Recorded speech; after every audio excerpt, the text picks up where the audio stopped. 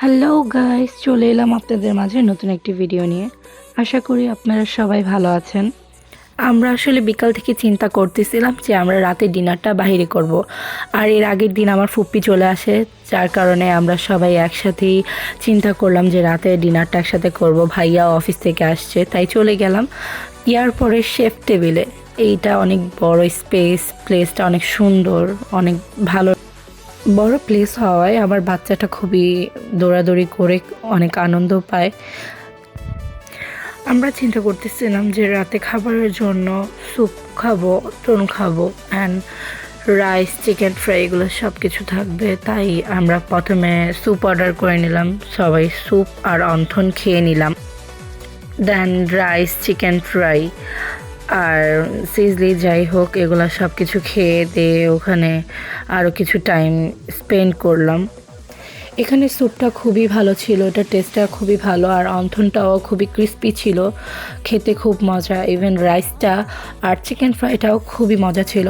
চিকেনটা আসলে ভিতরে ম্যারিনেটটা খুবই ভালো না হলে আসলে ওই চিকেনটা ভালো লাগে না। এইটার মধ্যে মশলার ইয়াগুলা খুবই ভালো ছিল।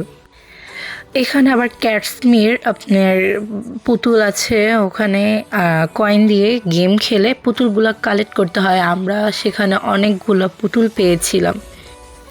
পুতুলগুলো দেখতে আসলে খুবই সুন্দর অ্যান্ড এক একটা এক এক ধরনের, আর পুতুলগুলো এত সফট, মানে অনেক ভাল লাগছে। পুতুলগুলো অনেক ধরনের, মানে একটা আছে যে 2, 4, 5 ধরনের জায়গায়, মানে এতগুলা কালেকশন ওনাদের, মানে আমার খুবই ভাল লাগছে। এখানে আরেকটা অপশন রয়েছে যে পুতুল এক্সচেঞ্জ করে বড় পুতুলও নেওয়া যায়, 3টা দিয়ে, 5টা দিয়ে, 8টা দিয়ে।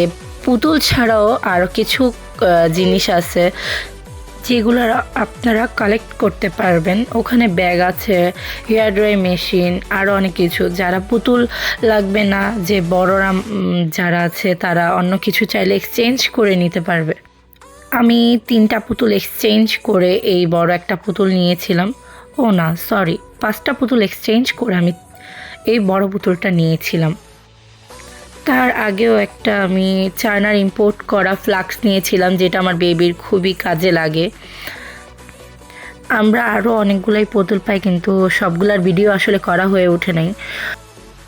এরপর আমরা বাসায় চলে যাই। এখানেই শেষ। আপনাদের সাথে দেখা হবে নেক্সট অন্য কোনো ভিডিওতে। আল্লাহ হাফেজ।